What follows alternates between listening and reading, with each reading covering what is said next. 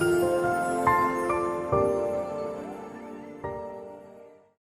Friends, welcome to our channel BPSC right way. स्वागत है आप सभी का हमारे चैनल बीपीएससी राइट वे पर। आज मैं आपके लिए लेकर आई हूँ अप्रैल महीने के बिहार से संबंधित सभी महत्वपूर्ण करंट अफेयर्स जो आपके आने वाली परीक्षाओं के दृष्टिकोण से अति महत्वपूर्ण है। अगर आपने अभी तक हमारा टेलीग्राम चैनल ज्वाइन नहीं किया है तो इसे ज्वाइन कर लें। टेलीग्राम चैनल पर आपको प्रतिदिन एग्जाम से related latest update, current affairs, quiz आदि उपलब्ध करवाए जाते हैं। आप हमारे वेबसाइट पर भी विजिट कर सकते हैं जहां बिहार की परीक्षाओं से संबंधित सभी कंटेंट उपलब्ध है। साथ ही साथ आप हमारे मोबाइल ऐप को भी डाउनलोड कर लें जहां आपको बिहार की प्रतियोगिता परीक्षाओं से संबंधित टेस्ट सीरीज समय समय पर उपलब्ध करवाई जाती है। तो चलिए शुरू करते हैं आज का हमारा सेशन और देखते हैं हमारा आज का पहला प्रश्न। हमारा प्रश्न है, ISSF विश्व कप के महिला ट्रैप इवेंट के फाइनल में किसने स्वर्ण पदक जीता? इसका उत्तर है श्रेयसी सिंह। श्रेयसी सिंह ने ISSF विश्व कप के आयोजन में देश के लिए स्वर्ण पदक जीता है। 28 मार्च को खेले गए महिला ट्रैप इवेंट के फाइनल में भारत ने कजाकिस्तान को 6-0 की बढ़त से मात दी। दिल्ली के doctor Karni Singh shooting range में आयोजित इस कंपटीशन में महिला ट्रैप की 3 सदस्यीय भारतीय टीम में श्रेयसी सिंह के अलावा राजेश्वरी कुमारी और मनीषा कीर थी। तो आपको याद रखना है, ISSF विश्व कप के महिला ट्रैप इवेंट के फाइनल में श्रेयसी सिंह ने स्वर्ण पदक जीता है। हमारा अगला प्रश्न है,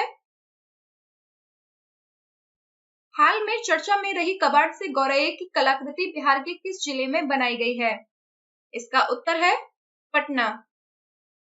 बिहार की राजधानी पटना को कूड़ा और कबाड़ से मुक्त करने के लिए कई योजनाओं पर काम किया जा रहा है। उनमें से एक ऐसी योजना है जिसके तहत कबाड़ से विभिन्न कलाकृतियां बनाई जा रही हैं। इसी के तहत गौरैया की 14 फुट की खूबसूरत कलाकृति बनाई गई है। यह सुंदर कलाकृति कंकर बाग पटना के टेम्पो स्टैंड गोलंबर के बीच में बनाई गई है, जो गोलंबर की सुंदरता को भी बढ़ा रही है और नगर निगम कबाड़ कम करने और ठोस अपशिष्ट प्रबंधन के लिए पुनर्चक्रण करने के साथ ही यहाँ रहने वाले निवासियों के लिए भी संवेदनशील है। इसी योजना के तहत कबाड़ से मौर्य लोक में चिल्ड्रन पार्क के साथ राजधानी क्षेत्र कार्यालय परिसर में हिरण की कलाकृति तैयार की जा रही है। तो आपको याद रखना है, चर्चा में रही कबाड़ से गौरैया की कलाकृति बिहार के पटना जिले में बनाई गई है। हमारा अगला प्रश्न है, बिहार सरकार अब सरकारी कर्मचारियों के बच्चे के जन्म पर चिकित्सा खर्च वहन करेगी। यह कितने बच्चों तक मान्य होगा? इसका उत्तर है 2।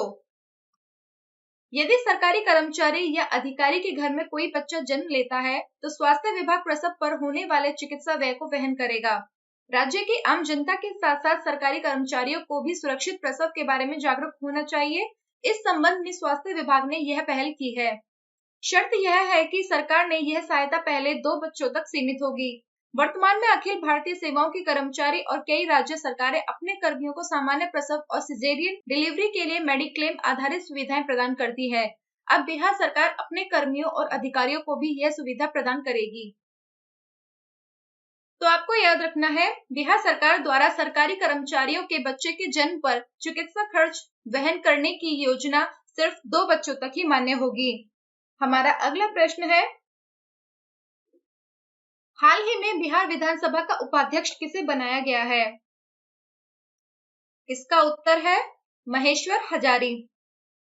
6 साल बाद हुए चुनावों में जेडीयू उम्मीदवार महेश्वर हजारी को 124 वोट मिले, जबकि राजद उम्मीदवार भूदेव चौधरी के समर्थन में वोट देने के लिए विपक्ष सदन में अनुपस्थित रहा।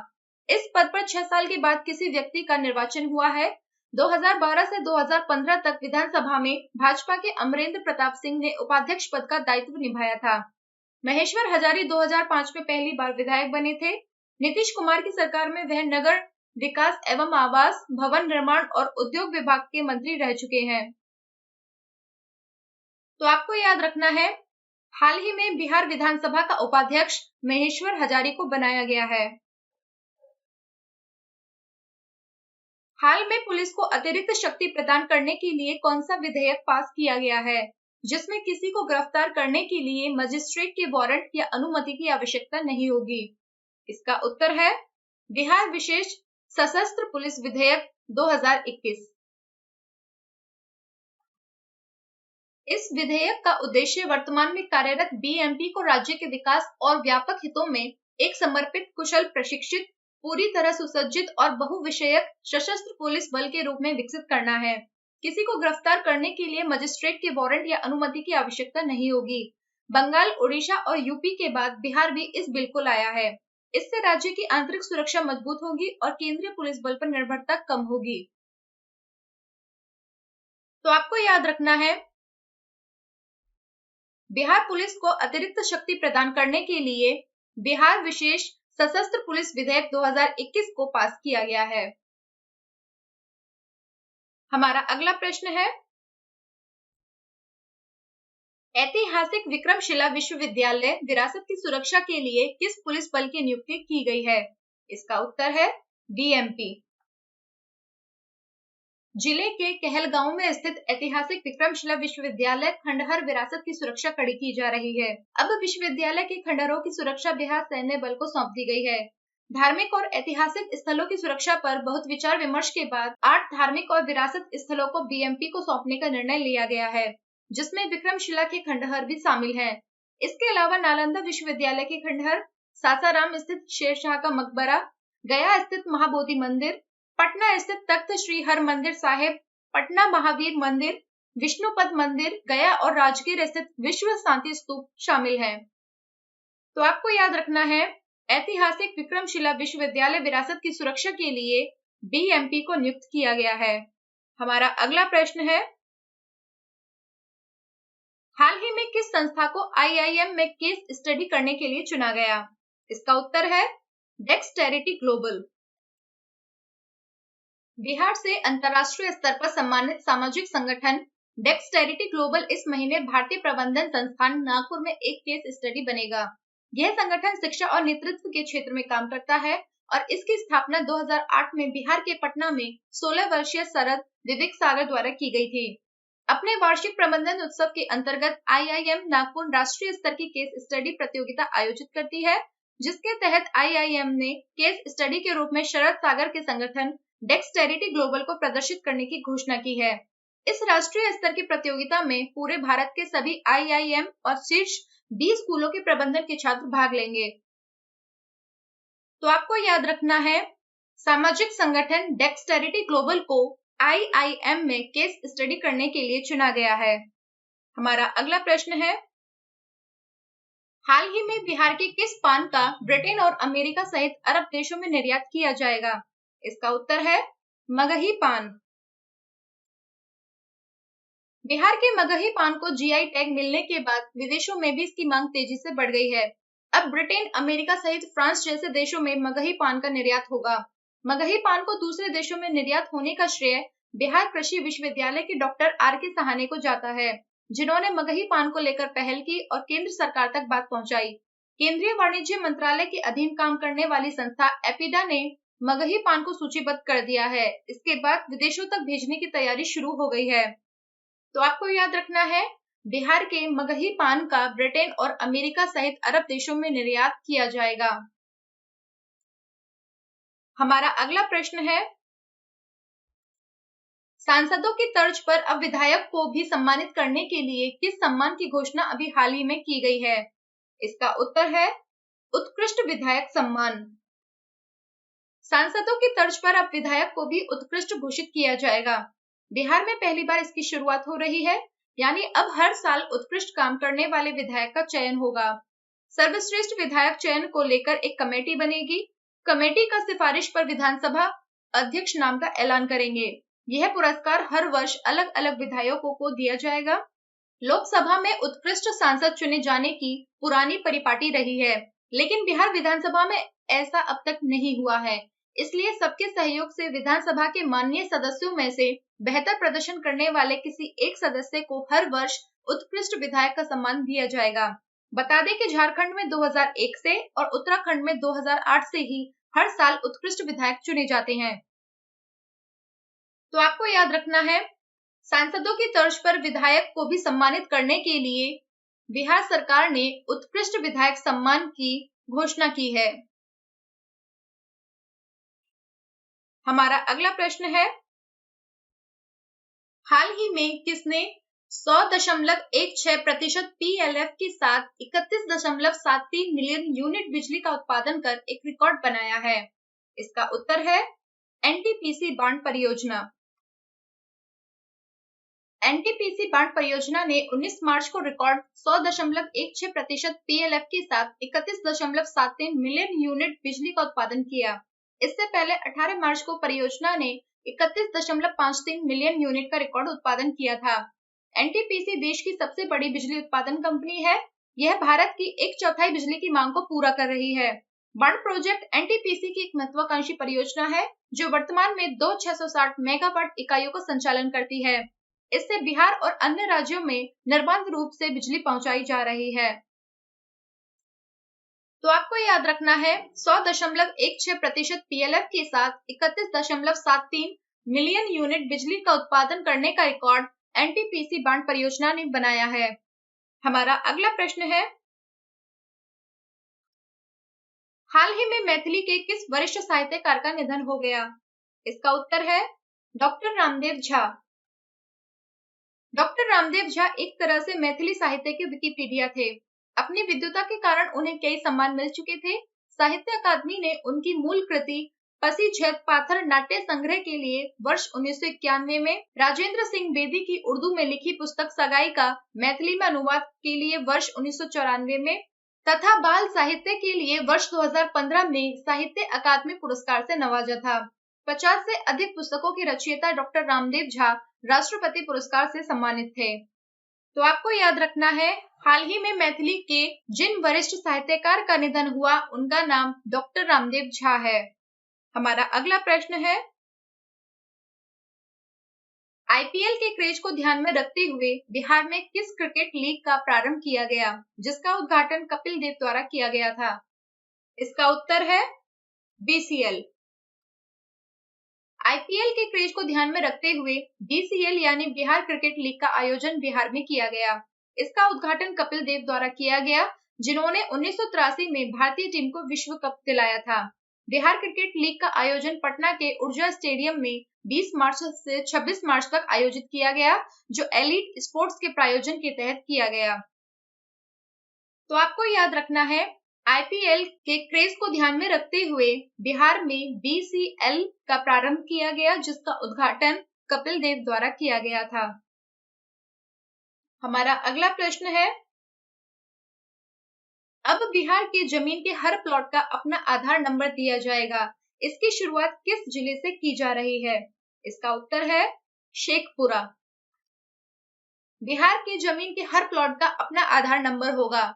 इसके साथ साथ आधार नंबर के समान unique land parcel identification number भी होंगे जिसके जरिए बड़ी आसानी से एक क्लिक पर किसी भी जमीन की जानकारी निकाली जा सकती है। ऐसा करने वाला बिहार देश का 7वां राज्य बन जाएगा जहां पर अब किसी भी जमीन और प्लॉट की जानकारी एक क्लिक पर मिलेगी। शेखपुरा के एक राजस्व गांव से इसकी शुरुआत कर दी गई है। केंद्र सरकार द्वारा बनाए गए ऐप भू नक्शा पर इसे जल्द देखा जा सकेगा। तो आपको याद रखना है, बिहार की जमीन के हर प्लॉट का अपना आधार नंबर देने की शुरुआत बिहार के शेखपुरा जिले से की जा रही है। हमारा अगला प्रश्न है, किस कंपनी द्वारा बरौनी खाद कारखाना खोला जा रहा है जिसके फलस्वरूप प्रति वर्ष 12.7 लाख मैट्रिक टन यूरिया का उत्पादन होगा? इसका उत्तर है Hindustan fertiliser and chemicals limited. उर्वरक मंत्री डीवी सदानंद गौड़ा ने बताया कि बरौनी खाद कारखाना इस साल के दिसंबर तक तैयार हो जाएगा। उन्होंने बताया कि परियोजना का 85% कार्य पूर्ण हो चुका है। इस साल के अंत तक इस कारखाने से उत्पादन शुरू होने की संभावना है। 7043.26 करोड़ की लागत से Hindustan fertiliser and chemicals limited की 480 एकड़ में हिंदुस्तान उर्वरक व रसायन लिमिटेड की ओर से स्थापित किए जा रहे इस कारखाने से प्रति वर्ष 12.7 लाख मैट्रिक टन यूरिया का उत्पादन होगा। तो आपको याद रखना है, Hindustan fertiliser and chemicals limited द्वारा बरौनी खाद कारखाना खोला जा रहा है जिसके फलस्वरूप प्रतिवर्ष 12.7 लाख मैट्रिक टन यूरिया उत्पादन होगा। हमारा अगला प्रश्न है, सर्वप्रथम किस राज्य के द्वारा इथेनॉल उत्पादन प्रोत्साहन नीति को मंजूरी दी गई? इसका उत्तर है बिहार। बिहार देश का पहला राज्य है जिसने एक अलग इथेनॉल नीति बनाने का फैसला किया है। मुख्यमंत्री नीतीश कुमार ने बजट सत्र के दौरान कैबिनेट बैठक में सर्वसम्मति से निर्णय लिया कि बिहार में इथेनॉल उत्पादन को बढ़ावा देने के लिए एक विशेष नीति बनाई जाएगी। ऐसी नीति बनाने वाला बिहार देश का पहला राज्य है। बिहार में इथेनॉल उत्पादन प्रोत्साहन नीति को मंजूरी देते समय यह भी तय किया गया है कि सरकार द्वारा इथेनॉल उत्पादन या उद्योगों की स्थापना के लिए सब्सिडी भी दी जाएगी। तो आपको याद रखना है, बिहार में इथेनॉल उत्पादन प्रोत्साहन नीति को मंजूरी दी गई है। हमारा अगला प्रश्न है, हाल ही में जारी की गई रिपोर्ट के अनुसार सबसे प्रदूषित शहरों में पटना का स्थान क्या है? इसका उत्तर है 32वां। जारी की गई रिपोर्ट 106 देशों के PM2.5 डेटा पर आधारित है। दुनिया का सबसे प्रदूषित शहर चीन का जिनजियांग है। उसके बाद 9 शहर भारत के हैं। दूसरा सबसे प्रदूषित गाजियाबाद है। मंगलवार को जारी रिपोर्ट के अनुसार गया में वार्षिक PM 2.5 औसत प्रदूषण 46.3 माइक्रोग्राम है। हालांकि गया में वायु की गुणवत्ता 2019 की तुलना में कुछ बेहतर हुई है। 2019 में गया दुनिया का 65वां सबसे प्रदूषित शहर था। मुजफ्फरपुर 28वें, पटना 32वें और हाजीपुर 68वें स्थान पर है। तो आपको याद रखना है, हाल ही में जारी की गई रिपोर्ट के अनुसार सबसे प्रदूषित शहरों में पटना 32वें स्थान पर है। हमारा अगला प्रश्न है, टॉयथन चैलेंज 2020 में किसने देश भर में दूसरा स्थान हासिल किया है? इसका उत्तर है ऋचा राज। राष्ट्रीय स्तर की प्रतियोगिता में ऋचा राज को दूसरा स्थान मिला है। उन्होंने शिक्षा मंत्रालय द्वारा संचालित टॉयथन चैलेंज 2020 में यह मुकाम हासिल किया। ऋचा वर्तमान में अवंतिका विश्वविद्यालय उज्जैन से MSc इन डिजाइनिंग कर रही हैं। इसके पहले उन्होंने IT में बीटेक किया है। वह मूल रूप से मुजफ्फरपुर के ब्रह्मपुरा की कृष्णा टोली की रहने वाली हैं। उन्होंने अपनी शुरुआती पढ़ाई प्रभात तारा बालिका विद्यालय से की है। तो आपको याद रखना है, टॉयथन चैलेंज 2020 में देश भर में दूसरा स्थान ऋचा राज ने हासिल किया है। हमारा अगला प्रश्न है, जूनियर राष्ट्रीय तीरंदाजी चैंपियनशिप में बिहार से किसने देश में दूसरा स्थान हासिल किया है? इसका उत्तर है प्रियांश। देहरादून में चल रही 41वीं जूनियर नेशनल तीरंदाजी चैंपियनशिप में बिहार के प्रियांश ने दूसरा स्थान हासिल किया है। बेगूसराय के सर्वोदय नगर के रहने वाले प्रियांश ने व्यक्तिगत ओलंपिक दौड़ प्रतियोगिता में दूसरा स्थान हासिल कर रजत पदक पर निशाना साधा है। इसके अलावा प्रियांश ने कंपाउंड श्रेणी तीरंदाजी की राष्ट्रीय रैंकिंग में भी 5वां स्थान हासिल किया है। तो आपको याद रखना है, जूनियर राष्ट्रीय तीरंदाजी चैंपियनशिप में बिहार से प्रियांश ने देश भर में दूसरा स्थान हासिल किया है। हमारा अगला प्रश्न है, बिहार की प्रसिद्ध साहित्यकार अनामिका को किस हिंदी कविता संग्रह के लिए वर्ष 2020 का साहित्य अकादमी पुरस्कार दिया गया है? इसका उत्तर है थैरी गाथा। बिहार की एक प्रसिद्ध साहित्यकार अनामिका को वर्ष 2020 के लिए साहित्य अकादमी पुरस्कार मिला है। उन्हें यह पुरस्कार उनके हिंदी कविता संग्रह दिंगत में टोकरी थैरी गाथा के लिए दिया गया है। वह हिंदी में कविता संग्रह के लिए साहित्य अकादमी पुरस्कार प्राप्त करने वाली देश की पहली महिला साहित्यकार हैं। अनामिका मूल रूप से मुजफ्फरपुर की रहने वाली है। हिंदी कविता में उनके योगदान के लिए उन्हें साहित्य सम्मान से राजभाषा परिषद पुरस्कार, साहित्य सम्मान, भारत भूषण अग्रवाल और केदार सम्मान आदि प्राप्त हुए हैं। तो आपको याद रखना है, बिहार की प्रसिद्ध साहित्यकार अनामिका को उनके हिंदी कविता संग्रह थैरी गाथा के लिए वर्ष 2020 का साहित्य अकादमी पुरस्कार दिया गया है। हमारा अगला प्रश्न है, गर्मी के दिनों में पीने के पानी को लोगों तक पहुंचाने के लिए किस नई पहल की शुरुआत दिल्ली और बिहार से की जा रही है? इसका उत्तर है वाटर ऑन व्हील। देश के कई शहरों में गर्मी के दिनों में पीने के पानी को लेकर दिक्कत आती है। लोगों को सस्ती कीमतों पर साफ पानी मिल सके, इसलिए वाटर ऑन व्हील की व्यवस्था शुरू होने जा रही है। दिल्ली, बिहार सहित कई राज्य इस दिशा में काम कर रहे हैं। सभी 3 पहिया वाहन IoT आधारित होंगे। लोगों को मोबाइल पर ही गुणवत्ता और मात्रा की जानकारी मिलती रहेगी। पानी लेने वाले व्यक्ति का भी पूरा रिकॉर्ड होगा कि कितने लोगों को पानी मिला है। तो आपको याद रखना है, गर्मी के दिनों में पीने के पानी को लोगों तक पहुंचाने के लिए दिल्ली और बिहार में वाटर ऑन व्हील पहल की शुरुआत की जा रही है। हमारा अगला प्रश्न है, दिल्ली हाट की तर्ज पर बिहार के विभिन्न शहरों में हाट बनाए जाएंगे। इसकी शुरुआत सर्वप्रथम कहां से की जा रही है? इसका उत्तर है दरभंगा। दिल्ली हाट की तर्ज पर बिहार के विभिन्न शहरों में हाट बनाए जाएंगे ताकि स्थानीय बुनकरों और शिल्पकारों को मौका मिल सके। लोग उनके माध्यम से बनी वस्तुओं को देख और खरीद सकेंगे। बिहार के विभिन्न जिलों में खादी बोर्ड की जमीन है, उस जमीन पर इसे बनाने का फैसला लिया जा रहा है। सर्वप्रथम दरभंगा में 6 एकड़ से अधिक भूमि है जिस पर हाट बनाने का निर्णय लिया गया है। इसी तरह बिहार के मुजफ्फरपुर, दरभंगा, मधुबनी, अररिया और समस्तीपुर में भी निर्माण कार्य किया जाएगा। तो आपको याद रखना है, दिल्ली हाट की तर्ज पर बिहार के विभिन्न शहरों में हाट बनाने की शुरुआत सबसे पहले दरभंगा से की जा रही है। हमारा अगला प्रश्न है, बिहार में उद्योग को बढ़ावा देने के लिए किस राज्य में बंदरगाह बनाने की योजना तैयार की जा रही है? इसका उत्तर है ओडिशा। बिहार में उद्योग को बढ़ावा देने के लिए ओडिशा में बंदरगाह स्थापित करने के लिए विशेषज्ञों की मदद ली जा रही है। बंदरगाह के निर्माण से भविष्य में बिहार को लाभ होगा और उद्योग क्षेत्र बढ़ेगा। बता दें कि बिहार कृषि उद्योग, खाद्य प्रसंस्करण, कपड़ा उद्योग इत्यादि में काफी संभावनाएं हैं, जिस पर अभी काम किया जा रहा है। तो आपको याद रखना है, बिहार में उद्योग को बढ़ावा देने के लिए ओडिशा में बंदरगाह बनाने की योजना तैयार की जा रही है। हमारा अगला प्रश्न है, 24 घंटे सौर ऊर्जा से रोशन होगा। ऐसा करने वाला बिहार का कौन सा शहर देश का पहला ऐसा शहर बन जाएगा? इसका उत्तर है राजगीर। नीतीश सरकार देश में एकमात्र योजना शुरू करने जा रही है जो सौर ऊर्जा के साथ राजगीर सहित अन्य जिलों को 24 घंटे बिजली प्रदान करेगी। इस योजना के तहत अब बिहार के राजगीर और बोधगया में सौर ऊर्जा से 24 घंटे बिजली दी जाएगी। जल्द ही यह योजना लॉन्च की जाएगी। इस योजना का लाभ बिहार की राजधानी पटना के कुछ हिस्सों को भी मिलने वाला है। इस योजना के साथ जून 2023 तक बिजली की आपूर्ति शुरू करने की योजना है। तो आपको याद रखना है, 24 घंटे सौर ऊर्जा से रोशन होने वाला बिहार का पहला शहर राजगीर होगा। हमारा अगला प्रश्न है, बिहार के किस जिले में केले के छिलके के रेशे से सामग्री निर्माण किया जा रहा है? इसका उत्तर है पश्चिमी चंपारण। बिहार में स्वरोजगार के लिए लोगों को कई तरह से प्रशिक्षित किया जा रहा है।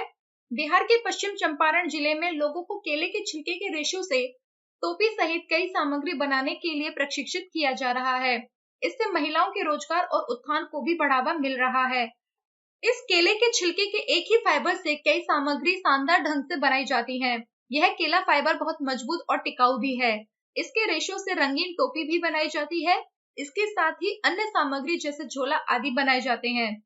तो आपको याद रखना है, बिहार के पश्चिमी चंपारण जिले में केले के छिलके के रेशे से सामग्री निर्माण किया जा रहा है। हमारा अगला प्रश्न है, CIDC विश्वकर्मा पुरस्कार की निर्माण श्रेणी में किसके जीर्णोद्धार कार्य को निर्माण परियोजना में सर्वश्रेष्ठ आंका गया है एवं पुरस्कृत किया गया है? इसका उत्तर है महात्मा गांधी सेतु। पथ निर्माण विभाग के अपर मुख्य सचिव अमृतलाल मीणा ने कहा कि CIDC विश्वकर्मा पुरस्कार की निर्माण श्रेणी में महात्मा गांधी सेतु के जीर्णोद्धार कार्य को निर्माण परियोजना में सर्वश्रेष्ठ आंका गया है। देश के सभी निर्माण परियोजना में इसे बेहतर बताते हुए विश्वकर्मा पुरस्कार दिया गया है। तो आपको याद रखना है, CIDC विश्वकर्मा पुरस्कार महात्मा गांधी सेतु परियोजना को दिया गया है। हमारा अगला प्रश्न है, बिहार में पटना के बाद दूसरे चिड़ियाघर का निर्माण कहां पर किया जा रहा है? इसका उत्तर है रानीगंज वृक्ष वाटिका, अररिया। बिहार में रानीगंज वृक्ष वाटिका, जो बिहार के अररिया जिले में स्थित है, बिहार का दूसरा चिड़ियाघर यहां बनाया जाएगा। आपको बता दें कि चिड़ियाघर लगभग 289 एकड़ में फैला होगा। इस चिड़ियाघर की सबसे खास बात यह होगी कि यहाँ विदेशों से जानवरों को लाया जाएगा। वर्तमान में यहाँ हिरण की 8 प्रजातियां हैं, वहीं अजगर की 32 प्रजातियां यहाँ पाई जाती हैं। यह पूर्णिया से फारबिसगंज सड़क मार्ग पर स्थित है। आपको यह भी बता दें कि 289 एकड़ में फैले इस क्षेत्र को एक प्राकृतिक वन क्षेत्र के रूप में विकसित किया जाना है। तो आपको याद रखना है, बिहार में पटना के बाद दूसरा चिड़ियाघर रानीगंज वृक्ष वाटिका अररिया में बनाया जा रहा है। हमारा अगला प्रश्न है, विश्व की सबसे लंबी महात्मा बुद्ध की प्रतिमा का निर्माण कहां पर किया जा रहा है? इसका उत्तर है बोध गया। बिहार के गया में बुद्ध की सबसे लंबी प्रतिमा देखने को मिलेगी। वास्तव में इसका निर्माण भी शुरू कर दिया गया है। आपको बता दें कि इसकी लंबाई लगभग 100 फीट होगी। महात्मा बुद्ध की यह प्रतिमा परिनिर्वाण मुद्रा में बनाई जा रही है। इसका निर्माण अभी कोलकाता में शुरू हुआ है और कोलकाता में बनने के बाद इसे टुकड़ों में लाया जाएगा और स्टील की मदद से जोड़ा जाएगा। वहीं 2021 के बुद्ध पूर्णिमा के दिन इसकी विधिवत स्थापना की जाएगी। तो आपको याद रखना है, विश्व की सबसे लंबी महात्मा बुद्ध की प्रतिमा का निर्माण बोध गया में किया जा रहा है। हमारा अगला प्रश्न है, बिहार के शहरों में बुनियादी ढांचे में सुधार के लिए बिहार सरकार द्वारा किस नई पहल की शुरुआत की जा रही है? इसका उत्तर है ग्रीनफील्ड टाउनशिप। बिहार के शहरों में बुनियादी ढांचे में सुधार के लिए बिहार सरकार एक नई पहल शुरू करने वाली है। दरअसल राज्य के नगर निगम में एक ग्रीनफील्ड टाउनशिप विकसित करने के लिए एक योजना तैयार की जा रही है, जिसके बाद शहरों में रहने वाले नागरिकों को बेहतर सुलभ बुनियादी ढांचा मिलेगा। आपको बता दें कि इससे पहले उन शहरों को शामिल किया जाएगा जो नगर निगम के अंतर्गत आते हैं। शहरी विकास और आवास विभाग द्वारा तैयार की जा रही है। इसके साथ ही विभाग ने निकायों को इसके लिए एक कार्य योजना तैयार करने का भी निर्देश दे दिया है। तो आपको याद रखना है, बिहार के शहरों में बुनियादी ढांचे में सुधार के लिए बिहार सरकार द्वारा ग्रीनफील्ड टाउनशिप पहल की शुरुआत की जा रही है। आज के लिए बस इतना ही। अगर आपको हमारी वीडियो पसंद आई है तो इसे लाइक करें और ज्यादा से ज्यादा शेयर करें। आप हमें हमारी वेबसाइट www.bpscrightway.in या फिर हमारे टेलीग्राम चैनल @bpscrightway पर विजिट कर सकते हैं। तो दोस्तों, आज के लिए बस इतना ही। जल्द ही मुलाकात होगी फिर एक नई वीडियो के साथ। तब तक हमारे साथ बने रहने के लिए आप सभी का धन्यवाद। Good bye.